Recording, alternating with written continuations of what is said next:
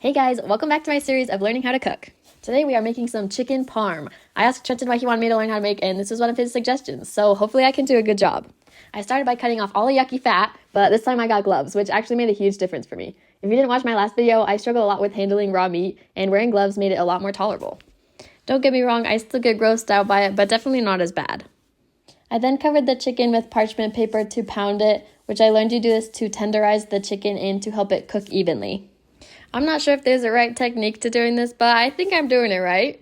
And this is how they looked after that. The two chickens on the right came from a different package, that's why they look a little different. Then I seasoned with salt, pepper, onion powder, garlic powder, and oregano. Then I flipped the chickens over and did those same seasonings on the other side. Now for the breading, I have some flour, eggs, and off to the side I have a bowl of breadcrumbs and Parmesan cheese mixed together. The first step is to dredge the chicken in flour, which apparently means to coat a wet food in a dry ingredient. After I did that, the recipe said to dip the chicken in the eggs. I obviously didn't do a very good job this first time, but I went in a little heavier to get it more evenly dipped.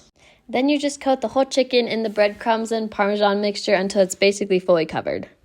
Then this is the last chicken breast I did, and this one definitely looks a lot better than that first one. This is how they turned out with the breading all done, and then you would just pour up some olive oil in a pan and cook until both sides of the chicken are browned. This is what the chickens look like after frying them, and then you place them on a baking sheet.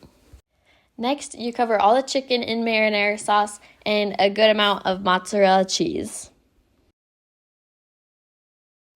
Then put them in the oven until the cheese is fully melted and until the chicken is fully cooked so you don't kill your family. Then while those were cooking, I just made some instant mashed potatoes as a side. This is how the chicken looked all once it was fully done cooking, and I think they look pretty freaking good. I do realize these are very thick, and next time I make this, I will definitely be cutting them in half, but taste-wise, they are actually amazing.